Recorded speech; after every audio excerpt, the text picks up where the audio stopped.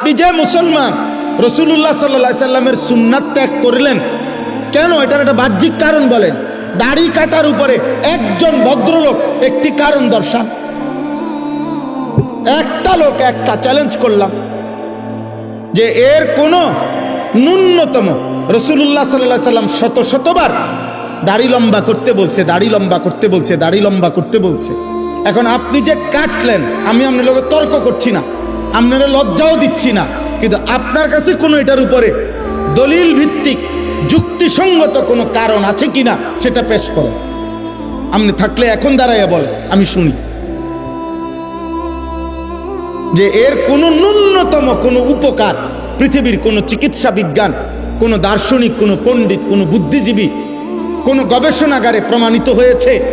কোথায় সেটা? কোথায় সেটা? কি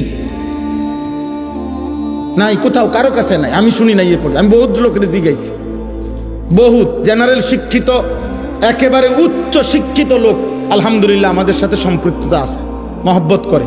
জিজ্ঞাসি, স্যার আপনি বলেন, বাইর করে দেন, আপনি গবেষণা করে বাইর করে দেন, দাড়ি কাটার উপরে সৌন্দর্য, অথবা দাড়ি কাটলে দাড়িওয়ালা মানুষের চাইতে দাড়ি কাটুন না মানুষের এক সুতা একটু বেশি সুন্দর দেখা যায়, এটার উপরে যুক্তিটা কি? এটার উপরে একটা অথেন্টিক কথা বলেন যে এটা কোন যুক্তিতে বোঝা গেল যে হুজুর এই আলোকে প্রমাণিত হয়েছে যে দাড়িওয়ালার চাইতে দাড়িবিহীন মানুষের সৌন্দর্য বেশি ফুটে ওঠে। এটা কি? সেটা যুক্তিটা কি বলেন? কিন্তু দাড়িওয়ালা সুন্দর দাড়িবিহীন মানুষের চাইতে, এ কথার উপরে আমি দলিল দিতে পারবো। আপনারটার উপরে আপনি দেন, আমি দিমুকির লেগে, আপনারটা আপনি বাইর করেন, আমারটা আমি কোন।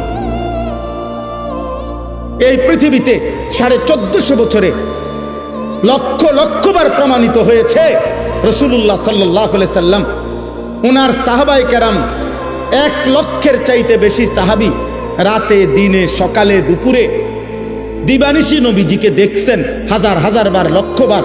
প্রত্যেকেই অকপটে সাক্ষ্য দিছেন, যতবার নবীজিকে দেখছি খোদার কসম এর চাইতে সুন্দর এই গোটা সৃষ্টিতে আর কাউকে দেখিনি।